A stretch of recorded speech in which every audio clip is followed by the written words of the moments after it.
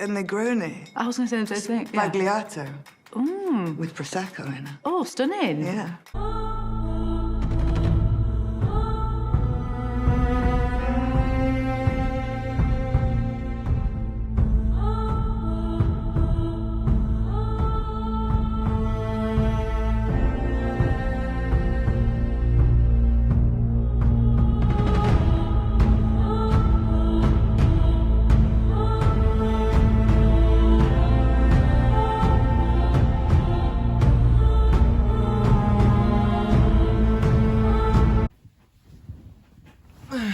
I don't really like Negronis, so we're just gonna drink the Prosecco and call it a day.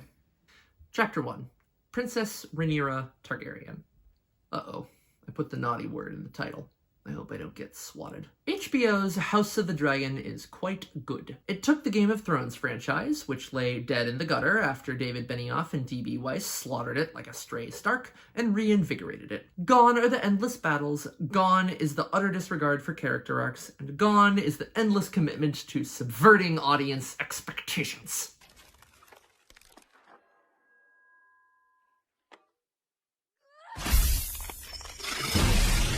The story House of the Dragon aims to adapt is already done, and A Song of Ice and Fire author George R.R. Martin is back at HBO with much more creative control. The pitfalls that sank Game of Thrones ought not to be a problem here. While Dany kind of forgot about the Iron Fleet and Euron's forces. Dumb and Dumber are gone, replaced by little-known showrunner Ryan Condal.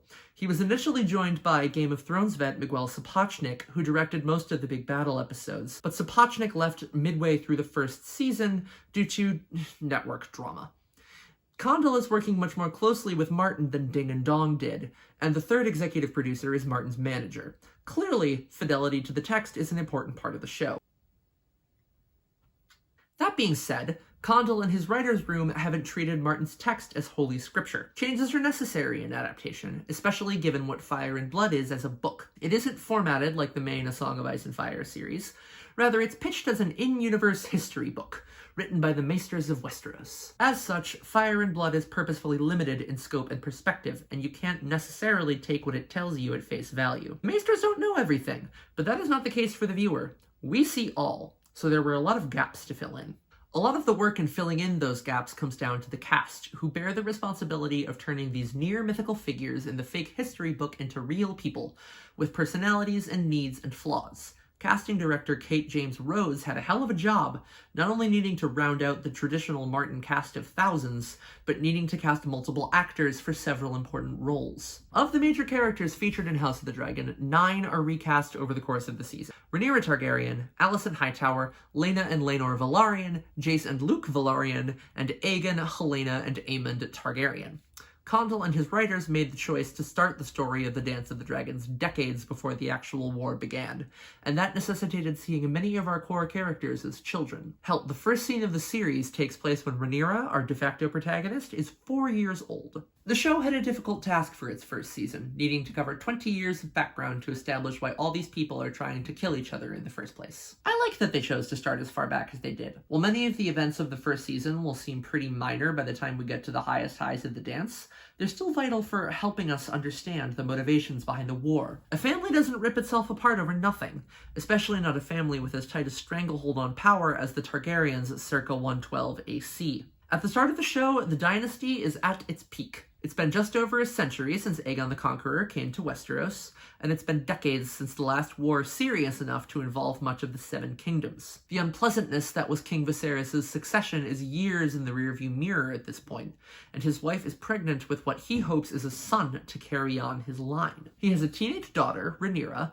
but neither he nor the rest of the powers that be in the realm view her as a legitimate heir to the throne. And while she's not wild about her father's dismissive attitude towards her legitimacy, Rhaenyra doesn't seem especially intent on the throne herself. Early in the pilot episode, Rhaenyra is relaxing with her longtime best friend Alicent Hightower under a weirwood in the Red Keep courtyard. There's clearly something beyond friendship between the two of them. The first 2 episodes are full of purposeful cuts to them holding hands, exchanging charged looks, and saying things like this. You're always like this when you're worried. Like what? Disagreeable. You're worried your father is about to overshadow you with a son. I only worry for my mother. I hope for my father that he gets a son. As long as I can recall, it's all he's wanted. You want him to have a son?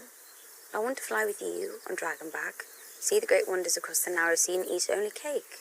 I'm being serious. I'm never just about cake. You aren't worried about your position? I like this position, it's quite comfortable. That is not subtext, that is text. For the love of all the gods, Rhaenyra is full-on laying in her lap! This scene ends with Rhaenyra tearing a page out of a history book. Dick, move, Rhaenyra. Do you have any idea how long it takes to make these things in the olden times? About Nymeria, the Rhoynish princess who led her people away from the slavers of Valyria to found Dorne. Of the Seven Kingdoms, Dorne is the only one that grants the women of its populace equal rights in both life and inheritance. At this point in the timeline, Dorne actually isn't under the rule of the Iron Throne, as Aegon was unable to conquer the region. His sister Rhaenys actually died trying to take it. But that's about as clear as it gets for a statement of Rhaenyra's character at the start of the show, right? She doesn't have any interest in playing politics, whether she's the king's daughter or not. She wants to hop on her dragon, leave the suffocating power structures that aim to control her behind, and leave with her best friend to live her life on her terms. Circumstances change in a hurry after this scene, blocking Rhaenyra from that dream, but she never leaves that free-spirited nature behind. For the rest of the season, she refuses to give in to the men around her, confidently asserting her own will in the face of a world that wants nothing but to crush her. Occasionally, this proves to be an obstacle to her own advancement. Rhaenyra is not the smartest political actor, and her actions often make her standing much worse, but she refuses to live her life on anyone's terms but hers. Take the other defining relationship at this point in Rhaenyra's life, that between her and her mother. Aemma Arryn is Queen of the Seven Kingdoms, a position that carries lots of power and prestige, but that also puts the woman who holds it in a gilded cage. In Viserys' long-running attempts to scion a male heir, Aemma has suffered greatly, and she is currently deep into another difficult pregnancy. Despite many attempts, Rhaenyra is the only child of theirs who has survived past infancy, and the Queen's body is a wreck. This is their last shot, and Aemma knows it, even if Viserys doesn't. Born wearing a crown. God spare me. Birth is unpleasant enough as it is.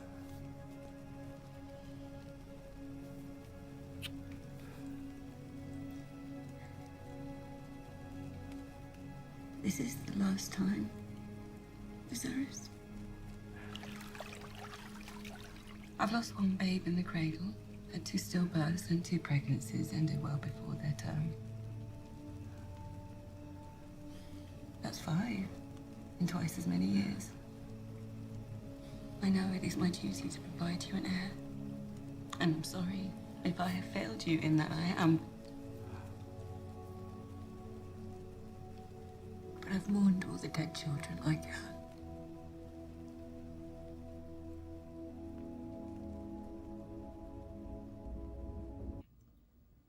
Aemma tells Rhaenyra that someday this will be her role. She will be made to birth children to carry on the Targaryen line, whether she wanted to or not. Rhaenyra is repulsed by the idea. Although she is rapidly approaching the traditional age for marriage in Westeros at the start of the show, she's not really one to express interest in boys. Well, not yet anyway. Rhaenyra develops a much healthier attitude towards sex as she grows up, but the hyper-religious structures around her are not wild about it. So in just those 2 scenes, we've established the world's expectations for our main character and her feelings about them, all while seamlessly incorporating this exposition into character development. Aemma and Alicent have both long since accepted their roles in this world. They are women, and women do not hold real power here, at least not directly.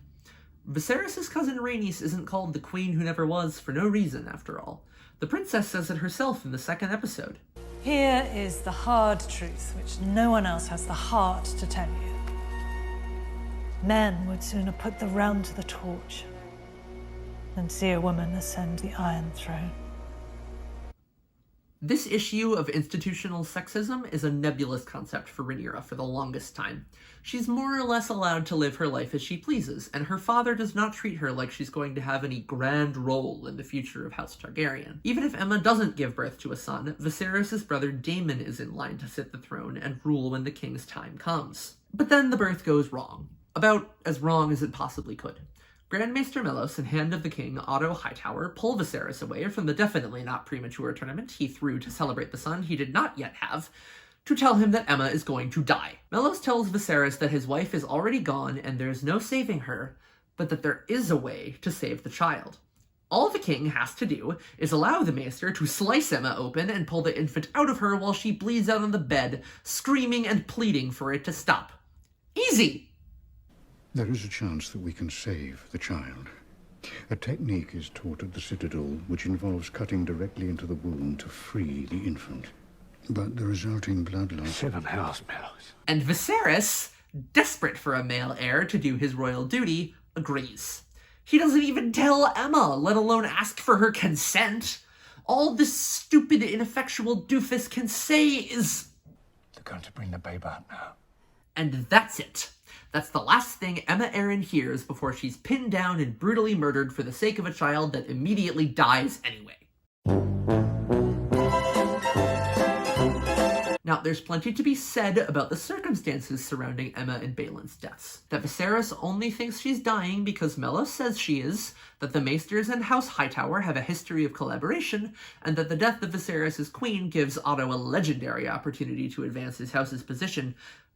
But Viserys still had to agree to it. He still had to see his wife as a means to an end, a baby factory who was brought into the world to provide him an heir. Melos couldn't do something like this to the damn queen of the realm without the king's go-ahead. Now, it's not like this was easy on Viserys. Aemma's death plagues him right up until his own 20 years later, and he never truly recovers or moves on. She was his one true love, but the patriarchal power structures that govern Westeros meant that it was his solemn, honorable duty to ensure his son was born to carry on the name of House Targaryen. And just to twist the knife, Viserys heard Balon cry. He was alive just long enough to give him hope that Aemma's horrific death was not in vain, and then the next scene we see is a funeral for mother and son. The king is a mess, as is his daughter. Rhaenyra now has a first-hand account of the horror this system brings down on the women trapped within it, and to some degree the men as well. I mean, Viserys is only named king in the first place because the Great Council at Harrenhal decreed it so. If the system weren't so dead set on keeping men in charge at all times with no exceptions, the woman who wanted the throne could have sat on it, and Viserys could have had a chill life in the Vale with Aemma and Rhaenyra, building his models of Valyria and reading the days away. Instead, he's here. And now he's heard that his brother, the heir, was seemingly mocking Balon to a crowd full of rowdy city watchmen. Once again, it's Otto who delivers this information, lending further credence to the Otto Hightower's fucking everything up theory. But Daemon doesn't deny that he said it. So Viserys, furious, disinherits and exiles his brother, choosing to elevate Rhaenyra to be his named heir instead. A decision that Otto and Melos pushed for on the small council, while everyone else was taken aback that the question of succession could be anything but settled. Oh, Otto is such a great character. He's like Tywin Lannister and Peter Baelish rolled up in a malevolent little ball. Rhaenyra is stunned, but she accepts her new lot in life. Every lord in Westeros swears fealty to her, and she accepts the great weight of knowledge that every Targaryen king has carried. Remember the White Walkers? The ice zombies who mostly turned out to be a convenient way to kill time and get rid of some secondary characters we didn't need anymore in Game of Thrones? Well, apparently, those ice zombies were some part of Aegon the Conqueror's motivation to do some conquering in the first place. Targaryens have a lot of prophetic dreams. Much of Viserys' determination that he will have a son with Aemma in the pilot comes from one of those dreams. The Targaryens only escaped the doom that destroyed Valyria because of Daenys the Dreamer, who foresaw the calamity a century beforehand and convinced her family to flee. Since then, the only remaining Dragon Lords swear by prophetic dreams as a guiding light. But as Gorgon the Gold of the old Giscari Empire in Essos once said, prophecy will bite your prick off every time. The history of the Targaryen dynasty in Westeros is littered with drastic action taken because of prophetic dreams that have led to ruin for the House of the Dragon. Prince Rhaegar, who kicked off the beginning of the end of his family's time as royalty when he abducted Lyanna Stark, was strongly influenced by a range of ancient prophecies, especially that of Azor Ahai. Azor Ahai, or the Prince That Was Promised, Harkoon the Hero, Eldrick Shadow Chaser, Yntar, or Nefarion, depending on who or where you ask, was an ancient hero who fought off the end of the world the last time the White Walkers came knocking, millennia ago. Back in the day of the original show, by which I mean 170 years after the events of the House of the Dragon, Melisandre was big on the Azor Ahai prophecy. It reads, "There will come a day after a long summer when the stars bleed and the cold breath of darkness falls heavy on the world. In this dread hour a warrior shall draw from the fire a burning sword, and that sword shall be Lightbringer, the red sword of heroes, and he who clasps it shall be Azor Ahai come again, and the darkness shall flee before him. As the legend goes, Azor Ahai wielded Lightbringer in the face of the eternal darkness that sought to swallow the world, and won. History being unreliable is something of a theme in this universe, but this is the only account we really have to go on at this point. The Targaryens bear the weight of that account and the various prophecies surrounding it, and those prophecies pushed Rhaegar to take drastic action that would ultimately lead to his death and the end of his family's dynasty. Prophecy had Rhaegar's prick for breakfast, lunch, and dinner. Also, in the show canon, Rhaegar was a dipshit who didn't need to do any of this, because Jon Snow ended up being utterly inconsequential to the defeat of the White Walkers. He was supposed to be the fabled third head of the Dragon of Targaryen legend, but that's not a thread we're gonna pull on right now. Viserys and Rhaenyra don't know any of this. Rhaegar's string of bad decisions are a long, long way off, and all they know is that this prophetic dream, dubbed the Song of Ice and Fire by Aegon the Conqueror, has been passed down from king to heir since Aegon set foot on Westeros. As the prophecy goes, inscribed on the dagger Peter Baelish would one day use to rip the continent apart, it is their solemn duty to keep the Seven Kingdoms united to defend against the imminent threat brewing in the frigid north. Clearly, this prophecy did not last long enough to reach the ears of our main characters in Game of Thrones. I suspect the prophecy won't make it out of this series, yet another tragedy in what I'm sorry to say is not a very happy tale. But when Rhaenyra hears this, it changes something in her. The carefree young woman is still in there, but now she has a sense of the burden her father bears. We find out later that Viserys never told Daemon any of this when he was the named heir, which adds further understanding to his desperation for a son with Aemma. He needed an heir he could trust, never realizing he had one right in front of him the entire time. While Rhaenyra has to process the death of her beloved mother and deal with her much higher and much more dangerous position in the government, Alicent has a whole other nightmare to handle. Before Aemma's body was even cold, Otto instructed his 13-year-old daughter to put on her own dead mother's dress and go keep Viserys company in his chambers alone. Alicent is understandably not a fan of this idea, but where Rhaenyra chafes against the demands of the system, Alicent submits to them. Rhaenyra is a dragon rider, and she has as much agency in her life as a noblewoman in Westeros can hope to have. Granted, that isn't saying much. She's still yoked to the demands of her father and historical expectations, but she is free-spirited and independent, for better or worse. Alicent is not a dragon rider. She grew up in Old Town, where the Faith of the Seven is headquartered. The Sept of Baelor we see in the original show hadn't been built yet. Baelor the Blessed wouldn't be king until well after the dance. Her father treats her like a Savas piece to be moved around and manipulated according to his strategy, and Otto does not have respect for women who try to assert their autonomy. As Rhaenyra ages, he talks about her with thinly veiled disgust and disdain, and Alicent feels like she has no choice but to follow in his footsteps. Right here is the core tragedy of the dance, and it's actually a big change from the book. In Martin's fake history book, Alicent is much older than Rhaenyra, and the two of them don't have much of a bond or connection. Making Rhaenyra and Alicent childhood best friends, and also definitely more than that, I like this position, it's quite comfortable. is an excellent choice, and it's one that rips my heart clean in two. The powers that be, well outside of their control, decided that this bond would be best served torn apart for others' interests. Just as Otto planned, Viserys bonds with Alicent in his time of need, and she is the only one to show him genuine kindness. They have a couple of very sweet moments that explain the king's absolutely wild decision to marry his daughter's best friend, like when Alicent shows genuine sympathy over his wife's death in a way nobody else has. When my mother died, people only ever spoke to me in riddles. All I wanted was for someone to say that they were sorry for what happened to me.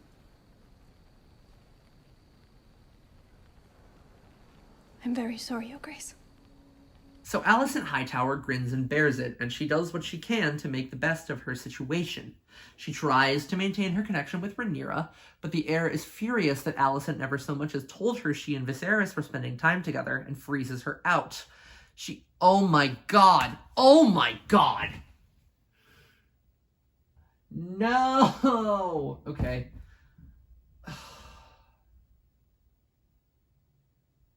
No, I'm not calling it. I refuse to admit defeat. Oh, I can't believe I'm so mad at myself. Ugh. So Alicent Hightower grins and bears it, and she does what she can to make the best of her situation. She tries to maintain her connection with Rhaenyra, but the heir is furious that Alicent never so much as told her she and Viserys were spending time together and freezes her out. She puts on a brave face when Viserys, his body falling apart due to a persistent infection, wants to bed her. She bears 2 children by her 16th birthday, children Viserys has little interest in parenting. At least much less interest than he shows in Rhaenyra, the apple of his eye. This will lead to a lot of problems down the line, but we'll get there when we get there. For now, the most pressing issue is that Viserys and Alicent's first child was a boy, and they even named him Aegon. At a hunt thrown to celebrate the boy's second name day, his great-uncle, Lord Hobart Hightower, calls him the second of his name, a moniker generally only thrown around in reference to monarchs and heirs, and Aegon is not the heir. Viserys named Rhaenyra the heir and never changed his mind. But because his grace is conflict-averse to well beyond the point of reason, he never reaffirms that truth publicly following Aegon's birth. He just takes it as read that since he proclaimed Rhaenyra as heir once, that was enough forever. And if Rhaenyra had a proud Targaryen cock between her legs, it would have been enough forever. The eldest son inherits all from the father. That is the law of the land. But Rhaenyra is not Viserys' son, so much of Westeros will assume that Aegon will naturally supplant his half-sister as heir. Jason Lannister, who Viserys clumsily attempts to fix up with Rhaenyra, says as much to the king's face, because there has never lived a Lannister who possessed a shred of tact. Castle Rock is a splendid seat. Rhaenyra may take her place there by my side without shame, and feel herself well compensated for her loss in station. Viserys is not stupid, and when he gets some liquid courage in him, he can rip a fool like Jason Lannister a new one without moving a muscle. Many of us had assumed... Many of us, you say? Have your bannermen questioned my choice of heir? Of course not, Your Grace. It is your sworn duty to report rebellion stirring in my kingdom. But he is a coward, and he has a bad habit of running from his problems. He dropped Rhaenyra into a nest of vipers by naming her heir, and Alicent got dragged in right alongside her. Rhaenyra chose to fight the vipers. Alicent chose to become one. Chapter 2, Her Grace, Queen Alicent Hightower. Alicent is comfortably my favorite character. She's not a good person. If you're looking for a good person on Game of Thrones, you're going to be sorely disappointed. But she fascinates me. Of all the principal players on House of the Dragon, Alicent's journey strikes me as the most complex. She starts out as a sweet, anxious girl, someone who does what she's told no matter how she feels about it. She does whatever she can to make the best of her situation, trying to maintain a loving relationship with her now stepdaughter Rhaenyra despite constant resistance, speaking in Rhaenyra's defense to other nobles, but her efforts are not reciprocated. The princess's recalcitrance is understandable. I mean, wouldn't you be weirded out if your childhood best friend was suddenly not just your mother, but also above you in the government? Despite Rhaenyra's typical Targaryen hard-headedness, Alicent has finally made some progress toward repairing their relationship by the end of the 4th episode. They have a genuine conversation for what feels like the first time in years, one they both walk away from feeling better about themselves. Rhaenyra finally seems ready to let bygones be bygones and rekindle their affections, but then... Okay, let's talk about Westerosi social standards. The Seven Kingdoms are a feudalist, pre-Enlightenment, hyper-religious, patriarchal government, and with that comes rigid and unbreakable gender roles. In this society, women are expected to remain pure and virginal right up until their wedding night, and immediately thereafter serve as baby factories for their husbands. Women exploring their sexuality as independent people is a massive faux pas, and if that exploration results in pregnancy, the standard practice is barbaric. Ever wonder how Lysa Arryn went off the deep end? Look down! Look down! Look down! Look down! When she was a teenager, still living at Riverrun with her family and Littlefinger, he stumbled drunkenly into her room one night and bedded her. He thought he was in bed with Catelyn, and said as much, but now Lysa was both fertilized and head over heels in love with Littlefinger. Hoster Tully, with his undying commitment to alliance by marriage, couldn't have a daughter so defiled by having premarital sex. So instead he ordered her to drink moon tea. Moon tea is the Westerosi equivalent of Plan B, something you can take to prevent an unwanted pregnancy. Lysa had no interest in drinking the tea. She loved Littlefinger, and she wanted to have his child, but Hoster would have none of it. Lysa drank the tea and had a bad reaction, and her mental state never recovered. There's actually a popular fan theory that her son Robin is the product of that fateful fuck session, as he looks quite a bit more like Peter Baelish than he does Jon Arryn, And a failed proto-abortion would go a long way toward explaining why he is the way he is. Growing up in Old Town with a father like Otto, Alicent was told from birth that the Church of the Seven's rules on sex and sensuality were ironclad and unbreakable, the only acceptable way to live. If you grew up in a religious environment, you know what it's like. Every authority figure in your life reinforces this point, that sex is sacred, the only purpose of sex is for a married man and woman to make babies, and anything else is a blasphemous sin worthy of eternal suffering in hell. You know, a perfectly healthy and sane ideology to teach people, especially when the heads of the church are infamous for being, well, let's be charitable and say sexually active. The parallels between the Catholic Church and the Faith of the Seven are not an accident. And, like so many people raised in hyper-religious conservative environments, Alicent bought in. She internalized the values she was taught from the word go, and just like her father, she sees extramarital sex as a grievous sin. You Targaryens do have queer customs. So when Larys Strong, coming in first for the hotly contested title of creepiest man in Westeros, tells her that the princess took moon tea in her chambers brought to her by the Grand Maester himself, Alicent snaps. She has been pushed into a life of perpetual sacrifice for the sake of her family's standing, guided around the Sevastboard by her father in service of the monarchical system. Alicent is not free to pursue her passions like Rhaenyra is. If she were caught sleeping with a man other than her husband, she would surely face inhumane punishment. But Rhaenyra? She gets a discreet little mug of tea in the middle of the night and not a shred of further accountability. It's a double standard Alicent cannot abide, and she takes it out on Rhaenyra. I mean, it's an understandable move. All Alicent has ever known is this system, where sensuality is wrong, love is a political tool, and women have no agency by the will of the gods. Why should Rhaenyra get to break the rules while she is condemned to toil within them? Alicent did everything right. She became Queen of the Seven Kingdoms before her 18th birthday. She bore the male heir Viserys had sought for so long, she carries herself as a proper noble. And where has it gotten her? She leads a miserable, lonely life. She has nobody in the Red Keep to confide in, nobody she can really trust. She's more of a nurse to her husband than anything else, forced to care for an ailing, much older man she feels nothing for. Her children range from precious little weirdos to monsters. The girl, Egon, the one you sent fleeing from your company. Oh, it was just harmless fun. She didn't need to go get upset about it. Her father is sent away from the capital after Rhaenyra convinces Viserys to fire him. Alicent's dogged adherence to the rules of her world only served to make her miserable. That misery gets worse as she and Rhaenyra age into full-grown women, twisting and warping into a bitter rivalry. When the 10-year time jump in the middle of the season rolls around, the two former friends have only grown further apart. Rhaenyra has 3 kids now, but, well, if the Westerosi aren't wild about extramarital sex, you can imagine Alicent isn't over the moon about Rhaenyra's extramarital children. Chapter 3. Rhaenyra's Strong Boys. See, just before the time jump, Rhaenyra agrees to marry Laenor Velaryon in exchange for Viserys giving Otto the heave-ho. It's a smart match. The Velaryons own the most powerful fleet in Westeros, they share ancient Valyrian blood, and Viserys spurned their daughter once already to wed Alicent. This is an absurdity. One little problem, though. Laenor is as gay as a bag of glitter. Laenor's sexuality turns out to be a critical part of the first season's conflict. Women just don't do it for Laenor, and that presents problems when you're married to the heir to the throne. Early on, working with this knowledge, Rhaenyra and Laenor agree to an open marriage, and at first it seems like it'll work out.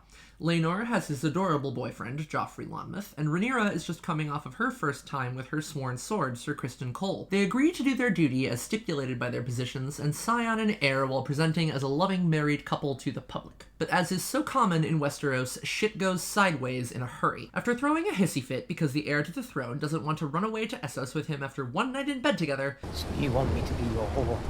Criston beats Joffrey to death with his bare hands at a feast just before Rhaenyra and Laenor's wedding. So no head? And then poor Laenor has to marry a person he's not attracted to that night, with his dead boyfriend's blood still in puddles on the floor. Likely in no small part due to this inauspicious beginning to their marriage, Laenor and Rhaenyra can't conceive. They try, more than once, but the heir to Driftmark can't do the deed. So Rhaenyra, desperate for some kind of sexual connection, looks to Harwin Breakbones Strong, commander of the King's Landing City Watch and son of Lionel Strong, the new hand. I need him to touch me! My biggest quibble with this season is that we see very little of the connection between Rhaenyra and Harwin, which was clearly deep enough to produce 3 bastard children. Rhaenyra may be politically reckless, but she's not an idiot. She knows her children with Harwin look nothing like her mixed-race husband, and the fact that Jacaerys, Lucerys, and Joffrey are Harwin's sons is the worst-kept secret in the realm. But because Viserys is still the king, and he refuses to accept the blatantly obvious, I do believe he has his father's nose. They're still officially Laenor's sons, in line to inherit important positions of power. Because in addition to being a patriarchal structure, the Seven Kingdoms operate on a strict hereditary system. When Rhaenyra dies, Jacaerys is next in line to be king, and Lucerys will inherit Driftmark when time comes. The fact that Viserys refuses to acknowledge the obvious truth that Rhaenyra's children do not have a claim to their assigned inheritances under the law of the land calls the legitimacy of the entire system into question. Alicent, whose entire life has been built, shaped, and fucked by this system, cannot abide this. The first thing we see after the time jump is a visceral, shockingly accurate scene of Rhaenyra giving birth to her third child, whom Laenor names Joffrey without consulting her. Immediately upon Joffrey's birth, Alicent demands the babe be brought before her.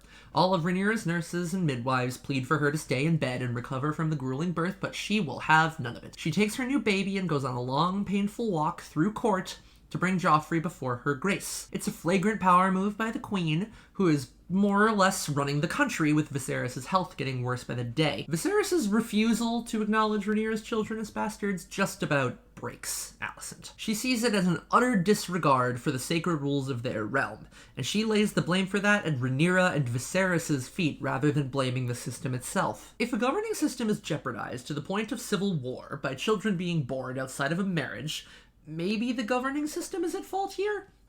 Not to Alicent. From her perspective, Rhaenyra and Harwin's children are a threat, not just to the country, but to her own family. See, when Otto got canned and rode back to Old Town with his tail between his legs, he more or less laid the blame for his situation upon his teenage daughter. He told her that when Rhaenyra becomes queen, she will naturally eliminate Alicent's son Aegon to remove any potential challenge to her throne. The king will die. It may be months or years, but he'll not live to be an old man. And if Rhaenyra succeeds him, war will follow, do you understand? The realm will not accept her, and to secure her claim, she'll have to put your children to the sword. She'll have no choice. You know it. You're no fool, and yet you choose not to see it. The time is coming, Alicent. Either you prepare Aegon to rule, or you cleave to Rhaenyra and pray for her mercy. Now, to a certain extent, Otto is right. The realm will likely not accept Rhaenyra as queen. Remember Rhaenys' wisdom? Men would sooner put the realm to the torch than see a woman ascend the Iron Throne. And in Otto's cutthroat brain, Rhaenyra removing Aegon from the picture is the only logical choice, as he is the most plausible threat to usurp her throne, which he does in fact end up doing. A new day for our realm! A new king! But he leaves out a key part of the puzzle. None of that would be a problem if it weren't for his meddling. Because Aegon has no interest in the throne. Zip. Zero. None. He never expresses an ounce of desire for the substantial responsibility that is the Iron Throne, and it's easy to see why. One of the first things we see Aegon do following the 10-year time jump is pleasure himself out his bedroom window, and Alicent's reaction to it seems to indicate that this is not an isolated incident. He's a lazy, drunken, unmotivated sexual predator. He's all the worst parts of Robert Baratheon, up to and including his complete lack of interest in being king. Unlike Robert, who, to quote his wife, was a drunken fool, but he didn't enjoy cruelty. Aegon attends child fights in Flea Bottom, where the show implies that he gets his rocks off watching extremely young children fight, including his own bastards. This man should not be anywhere near a position of power, let alone a dragon rider sitting on the Conqueror's throne. But because of the rules of agnetic primogeniture, it doesn't really matter. Lord Hobart Hightower wants his blood on the throne, so he pushes Otto to ensure that he gets there, so Otto pushes Alicent, and she shoves her monster of a son onto maybe the most powerful chair in the world. Aegon is so uninterested in the throne that he actively runs away from it, while his younger brother is much better suited if they want to do a coup. Granted, that bar is low. Aegon is Joffrey Baratheon level bad. As Aemond says, he's the one who studies histories and trains in combat. He flies the greatest living dragon in the world. But he's far from perfect. He's still a combative, vindictive prick. The season ends with him doing something stupid that's going to start a civil war, all because he can't let go of the past. Chapter 4, Children Will Listen. Shortly after the time jump, Laena Velaryon dies following a difficult childbirth. Wanting to die a dragon rider's death, she drags her dying body out to Vhagar, the beast her great-great-great-grandmother Visenya rode to conquer Westeros, that she claimed herself, and orders her to, well... Dracarys! After some hesitation, Vhagar agrees, so everyone heads to Driftmark for her funeral. Her uncle Vaemond throws some shade on Rhaenyra and her definitely legitimate children, but eventually night falls. Aemond doesn't want to go to bed, and he wanders down the beach to Vhagar, where the old gal is settling down for bedtime herself. See, the thing with Aemond is that he's completely obsessed with dragons. The beasts are such a core part of the Targaryen identity, and he's never been able to claim one. His brother and sister both have a dragon, his nephews, Jacaerys and Lucerys, have dragons, and Laena's daughter Baela has one too. Her other daughter, Rhaena, does not. This is a major source of anxiety for the poor girl, and she feels like her father, Daemon, ignores her because her egg never hatched. Just before her death, Laena comforts Rhaena by reminding her that claiming a mount is always an option too. Vhagar was not just handed to her at birth like so many Targaryen dragons are. So it's straightforward to expect that Rhaena would claim Vhagar just as her mother did. Early in the show, one of the first things Laena does is ask noted nerd Viserys about Vhagar and her whereabouts. We never see her claim Vhagar, but that instinct is presumably passed down to her daughter. Rhaena expects that Vhagar will be hers, so she doesn't move to claim the dragon immediately. I mean, that makes sense, right? When your loving mother dies, calling dibs on her possessions probably isn't the first thing on your mind, even if it is a living nuclear warhead. But Aemond Targaryen has no time for common courtesies and mourning periods. The same day as Laena's funeral, he risks dying her death to claim a flying nuclear weapon, and it works. He climbs atop the most massive, powerful dragon in all the world and takes her as his own. Once a dragon rider has claimed a mount, nobody else can claim that dragon until the rider's death.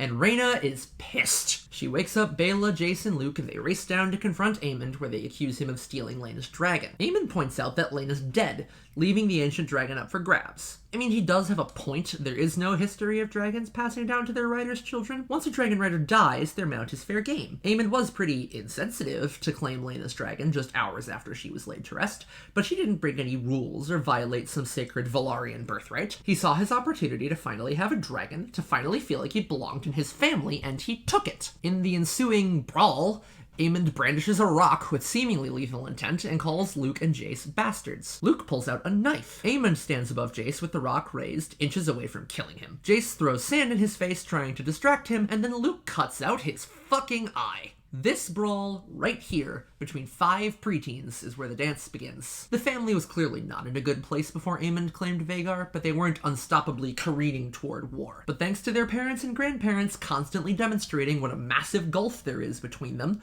the children have inherited their conflict and fanned the flames. Before, this was a mostly bloodless feud, a petty, years-long argument between the princess, the queen, and the people in their respective orbits. But this is a dramatic, irreversible escalation. This clearly isn't just going to blow over. But Viserys, ever the pacifist, even when he really needs to not be one, keeps hoping for his family to just kiss, hug, and make up. George R.R. Martin himself said that Paddy Considine's Viserys is a much more engaging, tragic character than the man he wrote in Fire and Blood. And this is the core of that tragedy. Viserys is not a bad person. All he wants is for his family to love and care for each other, and for everybody to get along. He's about 2 inches away from ordering every Targaryen and Velaryon in Westeros to hold hands and sing Kumbaya at any given time. Daemon said it best, though. Being king was never Viserys' strong suit. Ruling a realm as an absolute monarch is a heavy burden to bear. Yes, Viserys lives a privileged life where his every need is attended to by his devoted wife and the most advanced medical minds in Westeros, at least once Melos kicks it during the time jump. But when you hold absolute power, it's your job to deal with every single problem in your territory. And Viserys just does not have the mindset for rulership. His grandfather Jacaerys, who sat the throne for decades before Viserys inherited it due to noble fuckery, was a renowned king, maybe the best to ever rule the realm. He showed that someone can be a good, wise, kind king while still having the willpower to take unpleasant action when necessary for the good of his people. But Viserys never met a problem he couldn't run away from, and that isn't about to stop now. With everyone gathered in the Driftmark Hall and at each other's throats, The best Viserys can do is bitch out his wife and sons for daring to acknowledge the obvious and tell everyone to show goodwill to each other. The one big step he does take is to threaten to cut out the tongue of anyone who goes, "Hey, those Velaryon boys don't seem to look like Velaryons." And while the undying devotion he has to shielding Rhaenyra from the consequences of her own actions is adorable, it comes off to Alicent as a mortal insult of her very being. All her life, Alicent has played by the rules. She has followed every norm and standard practice set out for a chaste, faithful, dutiful noblewoman in Westeros, and this is what her life has come to. She is miserable and alone in the Red Keep. Her only confidants are two violent murderers, one of whom uses her as an outlet for his own sexual gratification. Her father treats her like a vessel for his will. Her husband treats her like his nurse. And now her child has been mutilated by someone Alicent sees as a personification of Rhaenyra's eternal arrogance, while her husband refuses to take action. It's a bridge too far for her grace. So, Queen Alicent Hightower, the prim-proper devotee to the Light of the Seven, snatches a dagger and marches across the hall to chop out a child's eye, like any reasonable person would. Rhaenyra stops her, and then we get the best scene of the season. You've gone too far. What have I done but what was expected of me? Forever upholding the kingdom, the family, the law. Will you flout it all to do as you please? Alicent, let her go! Where is duty? Where is sacrifice? It's trampled under your pretty foot again. Release the blade, Alicent. And now you take my son's eye. And to even that you feel entitled. These women were inseparable as children. Rhaenyra openly fantasized about running away with Alicent on Dragonback to live their lives as they saw fit, but the world they live in would not allow it. And now, because of forces outside of their control, they are such bitter enemies that Alicent is trying to mutilate Rhaenyra's beloved son. She's even using the dagger that bears the inscription of Aegon's dream. The Iron Throne has torn these two apart, and it's much too far gone for either of them to stop it now. What do you think their children take away from this interaction? You know, the people who, thanks to this stupid feudal system, will hold the most powerful positions in Westeros before long. The line in the sand has been drawn. The adults have made sure of that. The kids aren't about to cross them. They're going to follow in their parents' footsteps. And all this because the Great Council of Harrenhal couldn't abide seating Rhaenys on the Iron Throne. Chapter 5, The Queen Who Never Was.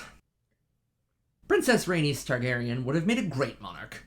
She is temperate and measured, with an heir all ready to go in Laenor, a powerful family with the greatest navy in the world, and a Targaryen lineage. She was even the logical choice by the rules of the system. If we go by the rules of the English monarchy, and we should, because the original Game of Thrones is basically just the War of the Roses after going through Find and Replace. Man, Lannister sure does sound a lot like Lancaster, doesn't it? The crown treats everyone in the family tree as if they're alive to determine succession. Because Rhaenys is the eldest child of the eldest son, the crown should pass to her. The fact that Viserys is the oldest man in line for the throne should not matter, because there is no reason for the crown to skip down to the lineage of Jaehaerys' second son. But just like in every power structure, the rules are only the rules until they get in the way of the people with enough power to change them. So the great lords of the realm, in their infinite wisdom, named the timid, waffling Viserys to the Iron Throne instead of the rightful heir.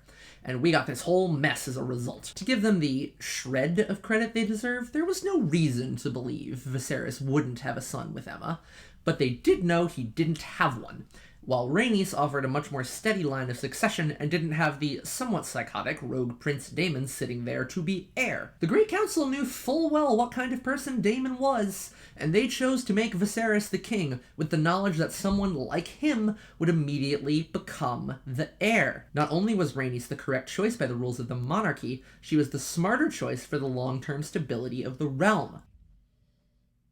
I mean, not to mention, she's married to Corlys Velaryon, the only man in the Seven Kingdoms with a comparable fortune to the Lannisters, whose trade routes would have brought untold riches into the royal coffers. Otto may be a pig-headed, cutthroat, cold-hearted man, but he's right about a lot of things, and he is right that Daemon would make a terrible king. He doesn't have the temperament to deal with the day-to-day drudgery of making sure the carriages run on time, and he's so desperate for validation and attention that he will routinely do reckless, mind-boggling things.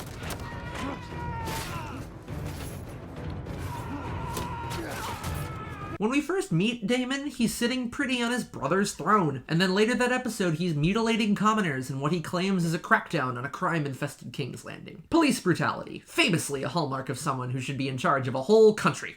And what's worse is that everyone kinda knows Rhaenys should have been queen. I mean, even Viserys. When her cousin calls her the queen who never was in front of an entire tourney, a thing that is definitely treason, Viserys doesn't even flinch because he knows it's true. He had just as much interest in the throne as Aegon II and Robert Baratheon, but he was the most convenient man to justify passing up the rightful heir. Rhaenys is understandably not thrilled about being shoved off of what should have been her throne, but she doesn't waste her life lamenting what she can't change. She builds a pretty good life for herself as the Lady of Driftmark.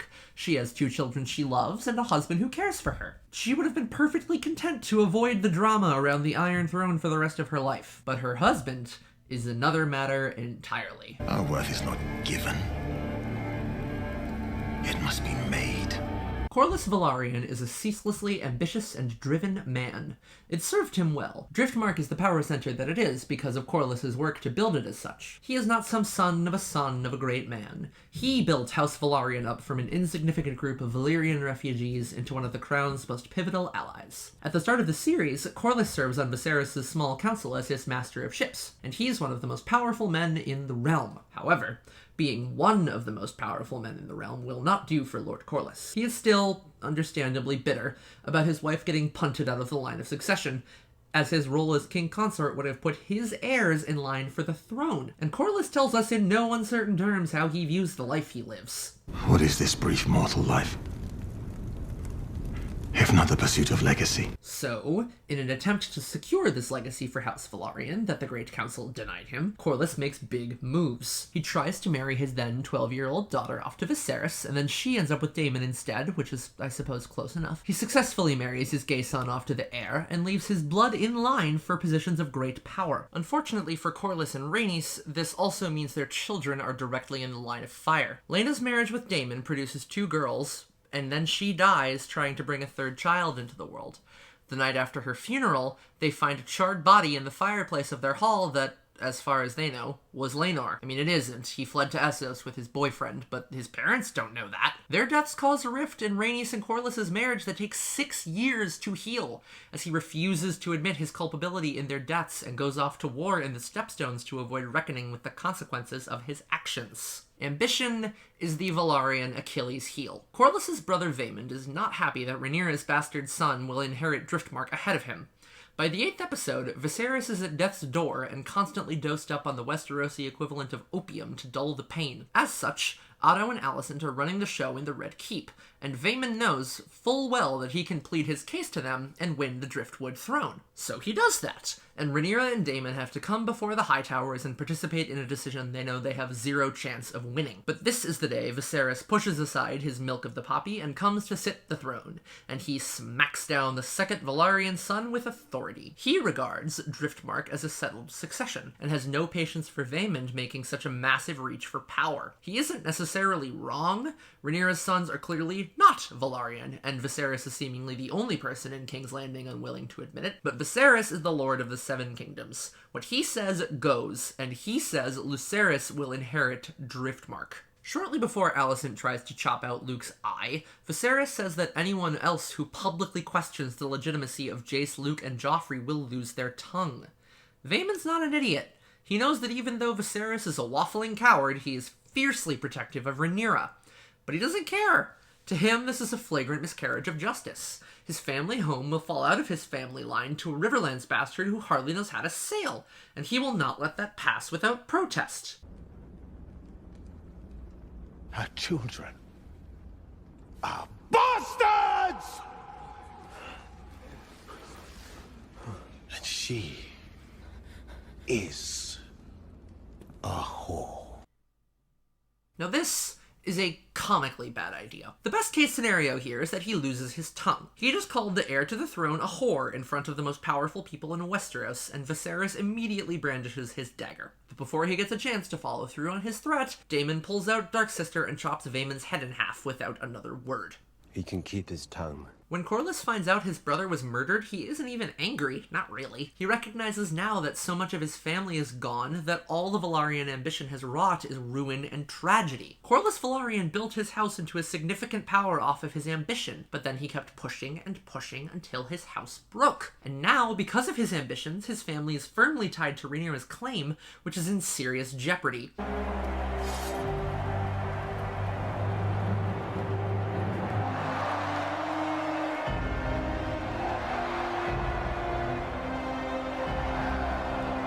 Aegon was just crowned in front of the common folk of King's Landing, wearing the Conqueror's crown and carrying the Conqueror's sword. I mean, for Christ's sake, his name is Aegon, and he's the last king's firstborn son. As far as the people are concerned, he is the legitimate king. And the impetus is on Rhaenyra and her camp to convince them otherwise. Laena's children are engaged to Jace and Luke, and the Velaryons care deeply about their grandchildren. They are not just about to throw their family to the wolves and sit out this war. I mean, Corlys suggests that they do that, but Rhaenys has none of it. Their political marriages have painted the Lord and Lady of Driftmark into a corner, and Rhaenys knows it. She has no interest in starting a war, even after getting a great chance to do so at the end of the 9th episode. She might have done it too, if not for the second best scene in the season. Chapter 6. Have you never imagined yourself on the Iron Throne? The king is dead, and only the Hightowers know. They have a 1 in a million opportunity with Rhaenyra back on Dragonstone, but Rhaenys is still in the Red Keep from the meeting the prior day about Driftmark. She could ruin everything, so they keep her locked away in her room and refuse to tell her what's going on. Hours later, Alicent comes in, contrite and distressed,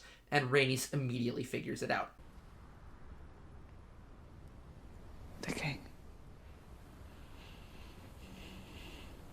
Alicent's got a proposal, and she makes some solid points. Rhaenys' longtime partnership with her cousin's wing of the family has brought her much pain. Corlys is on the brink of death from war in the Stepstones. Her children are dead, and the realm thinks Rhaenyra is responsible for Laenor's death, while Rhaenys blames Daemon for Laena's. Laenor's heirs do not have a drop of Velaryon blood. Alicent makes the same point her father did all those years ago. The realm will not accept a queen, so the women of nobility must work to gather quiet power.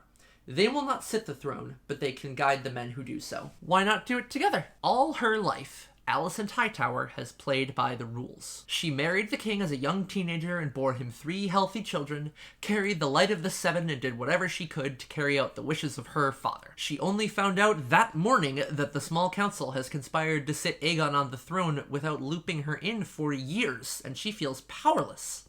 Pacified. Princess Rhaenys, however, will not be pacified. She gains a lot of respect for Alicent in this scene, seeing a smarter, more cunning, more insightful woman than she ever thought could be there. Alicent has spent many years as one of the most powerful political players in the realm, but she will not spread her wings and fly. Rhaenys is not the ideal of womanhood that Otto believes is righteous. She is a dragon rider, she is the rightful queen, and she has no patience for men's bullshit. Alicent would make a better monarch than any of these short-sighted violent men she associates with every day, and the queen who never was says as much. You are wiser than I believed you to be.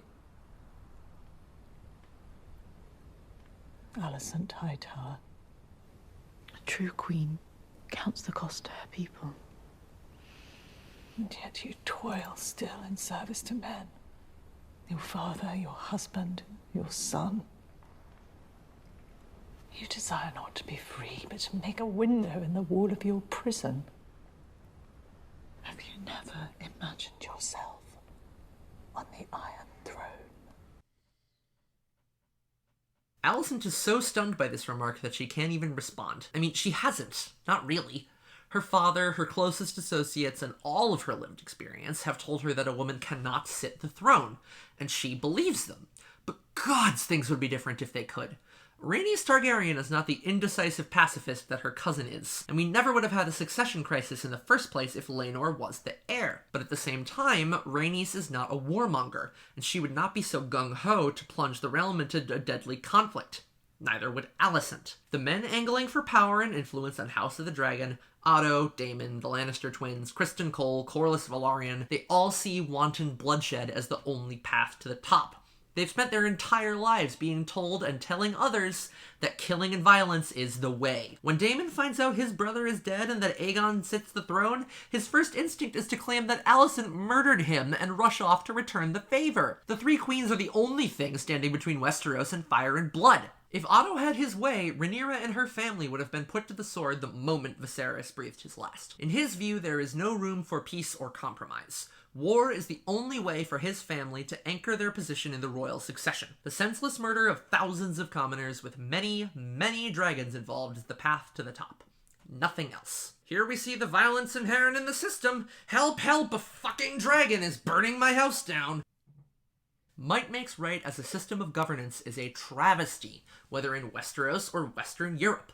It has led to so much pointless bloodshed, whether you're talking about the religious wars of medieval Europe, the Dance of the Dragons, the War of the Five Kings, or World War I. And just like World War I, all it takes to light the powder keg is a single spark. Chapter 7. And then the dragons danced. Despite Daemon's best efforts, Rhaenyra does not instantly start a war the moment she discovers her throne has been usurped. She hears the terms the Hightowers offer, and aside from calling Otto a traitor, she doesn't do much to ignite a conflict. Otto even hands her the page about Nymeria she tore out of the history book and gave to Alicent all those years ago, a sign from the Queen Regent that she does not want war. Also a sign that Rhaenyra can leave the political firestorm brewing in her homeland and go to find a new home suitable for her and her family. Nymeria fled the Valyrian slavers, and Rhaenyra is well positioned to flee the Hightower threat to her throne. But the Hightowers do not know about the Song of Ice and Fire. They know nothing about the end of the world brewing in the north. While we know that the White Walkers aren't going to show up for decades, Rhaenyra doesn't. All she knows is that it's her sacred duty as heir to keep Westeros united and protect it from the frigid apocalypse behind the wall.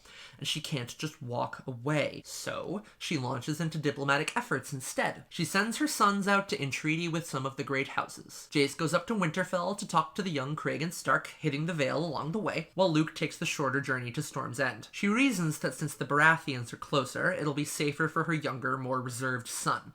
We don't see Jace's journey, presumably we'll get to meet Cregan next season, but Luke's does not go according to plan. When he arrives on Storm's End, he sees that Vhagar, Aemon's mount, is already there. When he gets inside to remind Boris Baratheon of the oath his father swore, Aemond is waiting, bearing a marriage proposal for one of Lord Borys's daughters. As Lucerys is engaged to Rhaena, he cannot offer any such proposal, so Borys rebukes him. Go home, pup. And tell your mother that the Lord of Storm's End is not some dog that she can whistle up at need to set against her foes. But before Luke can leave, Aemond demands he cut out his eye. Borys stops him before he does the deed himself, saying that he will not allow such bloodshed under his roof when the prince came on a diplomatic mission. Luke runs out to Arax, his young, small dragon, and flies off into the Howling Storm. But before he leaves, he sees Vhagar is already gone. A chase ensues as Aemond demands Lucerys go full Hammurabi and engage in some retributive justice. An eye for an eye, a fair exchange. But he's chasing after the prince on top of a flying nuclear weapon with a will of its own, and Arax gets jumpy. Luke hides his more nimble dragon in the swirling storm, and it seems like he'll get away without further incident. But then dragon and prince come riding through the storm with Luke shouting for Arax to stop, and the young dragon shoots a jet of fire at Vhagar. A common thread through this first season is the volatility of fire, and the dragons are fire-made flesh. Rhaenyra says that fire is a prison. Viserys says that the idea of Targaryens controlling dragons is an illusion. As much as the Targaryens owe their power to the dragons, they are independent beings with their own will that cannot be flawlessly harnessed. Once Arax hits Vhagar with the fire, she stops listening to her rider and gives chase. Aemond was chasing Luke previously, but he didn't have any intention of killing him. He just wanted to scare the kid, or at very worst, cut out his eye. Luke and Arax climb through the storm and finally break through to the clear skies above. It's calm, and it's peaceful, and for a few seconds you think everything's going to be okay. But then, the violins start building, the camera pans around, and then... Dead Prince Lucerys, dead dragon. Vhagar takes one big chomp, and what's left of the prince and the dragon tumble back down through the clouds into Shipbreaker Bay. Aemond is horrified. He tried to stop Vhagar the whole way, screaming at her to obey, to stop, but she did not listen. These two young men were handed massive unstoppable weapons of war and taught how to use them as such. They were taught from birth that they were genetically superior, and they believed they could maintain total control over the dragons, and this systemic arrogance led us here. The last thing we see this season is Rhaenyra learning what happened to her son.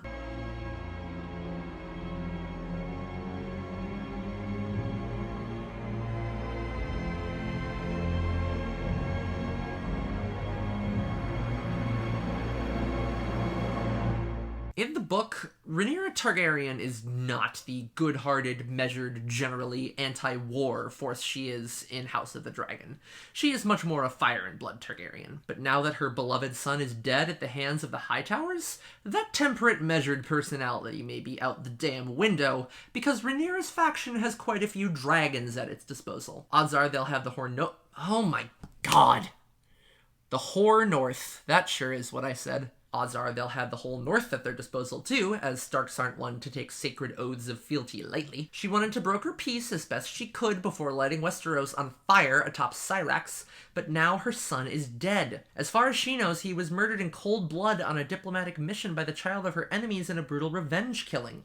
The Black Queen doesn't look like she's going to be conducting too many more diplomatic missions after this, and sadly, there's no turning back now. All this started with the death of the queen and the naming of her daughter as heir, and some of the most powerful men in the realm could not abide by that. Now a child is dead, and one of the only voices for peace in the realm will no longer be inclined to resist her bloodthirsty cohorts. A civil war has been brewing for years now, but the Dance of the Dragons has officially begun. It's only going to get worse from here. Chapter 8.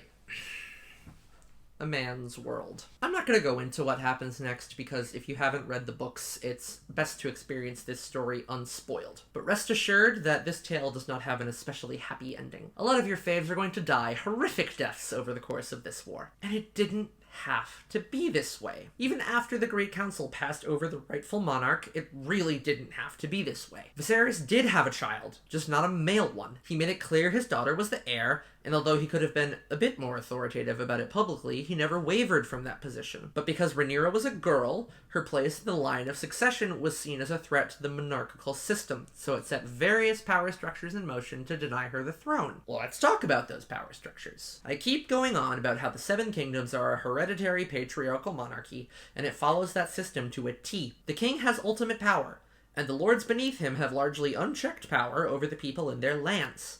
Most of the biggest conflicts in Westerosi history, the Dance, the Blackfyre Rebellions, the War of the Five Kings, are rooted in some kind of dispute over parentage and the right to inherit the throne. That's often true in our world, too. George R.R. Martin absolutely packed these books with symbolism and analogs, right down to the system of governance. The White Walkers are climate change, the existential threat that mankind really needs to unite against but can't due to their constant political battles. The dragons are nukes, weapons of mass destruction that give whoever holds them unlimited power. And so much of the story of Westeros is a rebuke of hereditary governance. Time and time again, the process of passing down positions of power to the eldest son leads to strife, war, famine, misery, and endless death. There is no glory in war to Martin, who was a draft dodger during Vietnam. Even the noblest characters in Westeros struggle to rule ethically in this system. The Starks, by all accounts, are beloved in the North and don't have the same history of cruelty that blights many of the realm's great houses. But they still call their banners to war 3 times in 20 years, and many Northerners die to avenge a Stark. Daenerys Targaryen, the Breaker of Chains, still rules as an absolute monarch and burns her enemies alive. Aegon the Conqueror is renowned in the histories for allowing his foes to retain their lands and titles if they surrendered, but he still burned his way across the continent and wiped out thousands of people. And while most people ascribe to this system, as most people ascribe to the system in our world, they don't always take it lying down. Mysaria, who starts the season off as a battered, broken abuse survivor from Essos taking refuge with Daemon and ends it as the most powerful spy master in King's Landing, says it best. There is no power but what the people allow you to take. Bitch about her accent all you want, but that is the crux of this story, of this world. The Patriarchy, regarded by the men who make all the decisions in Westeros as the only legitimate way to run a country, rules over everyone in its path, nobles and commoners alike. While the noble women of Westeros live easier lives than the people they rule, they are still trapped in a world that views them either as sexless figures to be condescendingly worshipped, or air factories to be cast aside when they aren't of use anymore. Mysaria came to Daemon in the first place for safety from fear and exploitation, but all she found among the Westerosi nobility was more fear and exploitation. She has seen how the sausage is made, she has spoken to the man behind the curtain, and she is not impressed. The men who called the shots in the Seven Kingdoms are no greater or smarter than she. They just happen to be born to the right family with the right set of genitals. This line is foreshadowing to a major event of the dance that will make perfect sense when you see it. But she's right. Government functions off the consent of the governed. And in Westeros, that consent is often procured at sword point or dragon point. Peasants have no rights in this country, and most of the nobles don't even bother to pretend that they're ruling for the sake of their people. They are after their own power and edification, no matter what the consequences to the commoners are. Everyone suffers under a patriarchal monarchy like this, even the kings at the top of the power structure. House of the Dragon exists to show us that. Does Viserys look happy in his role as the most powerful person in the world? Is Alicent Hightower, Queen of the Seven Kingdoms, satisfied with her life? Does Rhaenyra thrive in her position as princess? This world is suffocating and oppressive, even to the people ostensibly making the rules. Rhaenys is right! Don't build a window in the wall of your prison. Fly a fucking dragon through it.